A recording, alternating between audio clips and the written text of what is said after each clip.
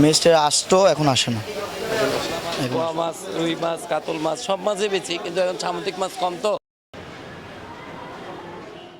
অস্থিরতায় যেন কাটছেই না নিত্যপণ্যের দাম। ঊর্ধ্বগতিতে নিত্যপণ্যের দাম বাড়তে বিপাকে পড়েছে স্বল্প আয়ের মানুষ। গত 4 এপ্রিল শনিবার চট্টগ্রামে খুচরা বাজারগুলোতে গিয়ে দেখা যায় গত সপ্তাহের তুলনায় এই সপ্তাহে অস্থিতিশীল হয়ে উঠেছে সবজি বাজার।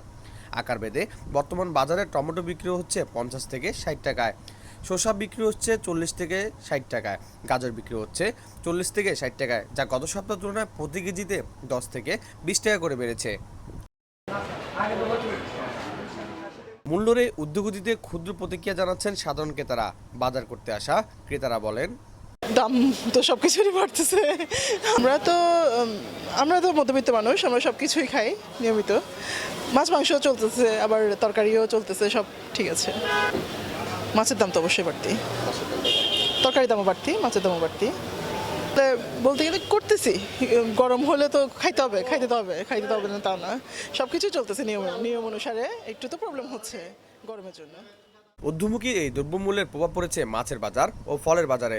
প্রকারভেদে প্রতি কেজি মাছে গুনতে হচ্ছে 50 থেকে 100 টাকা বেশি, এবং ফলে প্রকারভেদে গুনতে হচ্ছে 100 থেকে 200 টাকা।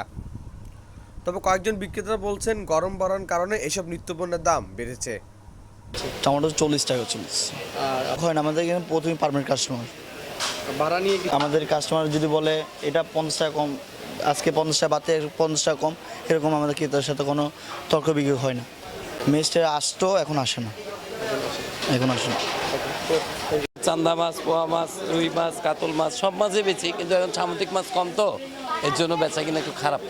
কোনটা কত বিক্রি করছেন? চান্দা বেচতেছে এখন এগুলো 1300 টাকা, ওইটা আছে 1200 টাকা, এইটা আছে 600 টাকা। পোয়া মাছ, ইলিশ মাছ আপনার 1200 থেকে 1300 টাকা পর্যন্ত বেচি। বাজারে লাফিয়ে লাফিয়ে বাড়তে থাকা দ্রব্যমূল্যের দাম নিয়ন্ত্রণে কোনো তদারকি করছেন না বাজার কমিটি। তবে দ্রব্যমূল্যের দাম নিয়ন্ত্রণে ও নিয়মিত তদারকির দাবি জানিয়েছেন সাধারণ ক্রেতারা।